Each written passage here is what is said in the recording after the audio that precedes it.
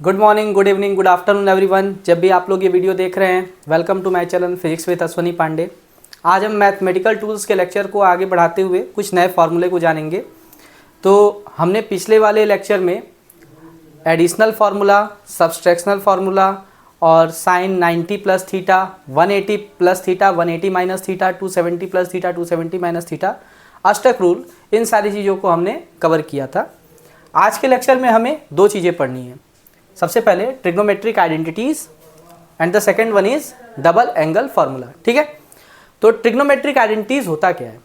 आप लोग class 10th में पढ़े होंगे। ट्रिग्नोमेट्री के 3 आइडेंटिटीज होते हैं। तो सबसे पहला आइडेंटिटी क्या कहता है? आइडेंटिटी का मतलब होता है कि किसी चीज़ की वैल्यू यूनिट आए। यूनिट का मतलब 1 होता है। ठीक है, मतलब किसी चीज़ की वैल्यू 1 आए। तो ट्रिग्नोमेट्री में कुछ ऐसी आइडेंटिटी हैं जिनकी वैल्यू हमेशा क्या आती है? 1 आती है। जैसे sine square theta plus cos square theta, दूसरा cosec square theta plus cot square theta, तीसरा sec square theta plus tan square theta. अच्छा, ये तीनों आइडेंटिटी हैं। आइडेंटिटी का मतलब तीनों की वैल्यू हमेशा 1 आएगी। तीनों की वैल्यू हमेशा कितनी आएगी? 1 आएगी। इसकी वैल्यू 1 आएगी, इसकी वैल्यू 1 आएगी और इसकी वैल्यू 1 आएगी। एग्जाम्पल के साथ इसको हम देख सकते हैं। फॉर एग्जाम्पल अगर हम इसकी बात करें, एग्जाम्पल में हम क्या ले सकते हैं? Sine square 30 plus cos square 30। अच्छा, 30 का मतलब क्या है? दोनों एंगल सेम होना चाहिए। साइन 30 की वैल्यू क्या होती है? 1/2 और कॉस 30 की वैल्यू क्या होती है? √3/2। अगर दोनों को ऐड करेंगे स्क्वायर को तो 1 आना चाहिए। तो 1/4 प्लस 3/4 ऐड करेंगे तो 4/4 आएगा, जो कि क्या होगा? हमेशा 1 होगा। Similarly cos square theta plus cosec plus cot और सेक प्लस टेन में भी सेम यही रूल, यही पैटर्न फॉलो करेगा। ये सारी चीज़ें आप क्लास 10th में पढ़ चुके हैं, ये ज़्यादा हार्ड वाली बात। अब जो फार्मूले आप डबल एंगल फार्मूले में पढ़ेंगे वो आपके लिए नई चीज़ है, क्लास 11th के लेवल की। ठीक है, तो सबसे पहला इसमें आ जाता है साइन 2 थीटा, क्योंकि हम डबल एंगल फार्मूला पढ़ रहे हैं तो साइन 2 थीटा। अच्छा, हमने अभी लास्ट वाले लेक्चर में पढ़ा था साइन a प्लस बी। नहीं पढ़े हैं तो मेरा पहला वाला, इसके प्रीवियस वाला लेक्चर देख लीजिए। तो अगर हम साइन a प्लस बी की बात करें तो उसका फॉर्मूला क्या हुआ करता था?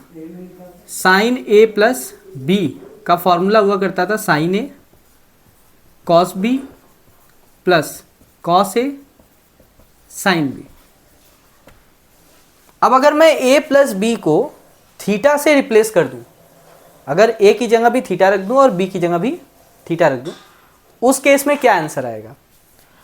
तो यहां पे मैं लिख सकता हूं sine theta plus theta, a को और b को मैंने थीटा मान लिया है, इक्वल टू यहाँ पे भी क्या हो जाएगा? Sine theta cos theta plus cos theta sine theta. अच्छा, अगर इन दोनों को देखा जाए, दोनों लाइक टर्म है।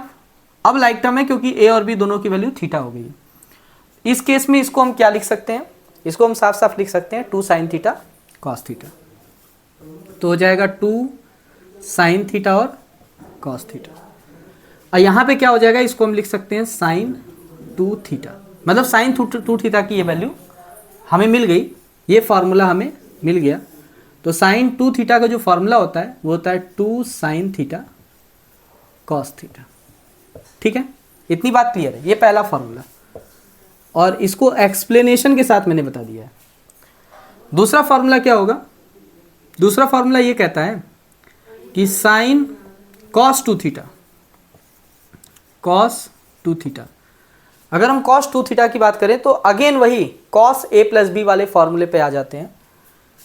कॉस a प्लस बी के फॉर्मूले से हम क्या जानते हैं? हम जानते हैं कि हम इसको क्या लिख सकते हैं?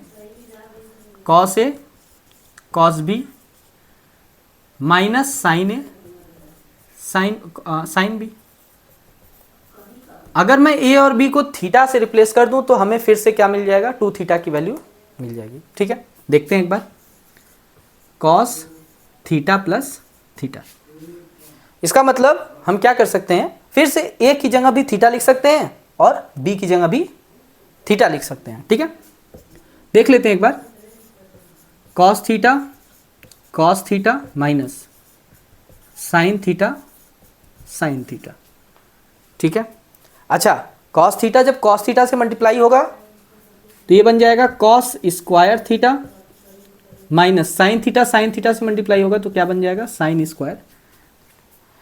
मतलब अगर मैं कॉस 2 थीटा की वैल्यू फाइंड आउट करूं तो मेरा ये वैल्यू आता है cos square theta minus sign square theta. अच्छा, इस चीज़ को निकालने के लिए आपको इस वाले कॉन्सेप्ट का पता होना बहुत ज़रूरी है। अगर आपको ये वाला फॉर्मूला नहीं पता है तो आप ये नहीं फाइंड आउट कर सकते हैं। ठीक है, अच्छा इसको ऐसे भी याद रख सकते हैं कि कॉस 2 थीटा की वैल्यू है तो कॉस पहले होगा साइन बाद में होगा, कॉस प्लस में रहेगा। इसको मैं क्या लिख सकता हूँ, cos square theta minus sign square theta. ठीक है, ये हमारा दूसरा फॉर्मूला आ गया। तीसरा फॉर्मूला हमें फाइंड आउट करना है। वैसे इसके 3 फॉर्मूले होते हैं, 2 और फॉर्मूले हम बना सकते हैं अपने से, जो कि बहुत ज़्यादा इस्तेमाल होते हैं फिजिक्स में, अल्टरनेटिंग करंट क्लास 12th में। ठीक है, देख लेते हैं एक बार। अगर मैं इसको रिप्लेस कर दूं 1 माइनस साइन स्क्वायर थीटा से कॉस स्क्वायर थीटा को, क्योंकि हम जानते हैं आइडेंटिटीज की मदद से कि sine square theta plus cos square theta equal to 1 होता है, तो हम कॉस स्क्वायर थीटा को हम क्या लिख सकते हैं, 1 माइनस साइन स्क्वायर थीटा। इसकी जगह पे अगर हम 1 माइनस साइन स्क्वायर थीटा लिख देते हैं तो हमारा आंसर क्या आ जाएगा, हमारा आ जाएगा 1 minus sign square theta minus sign square theta. मतलब क्या आ जाएगा, 1 माइनस 2 साइन स्क्वायर थीटा।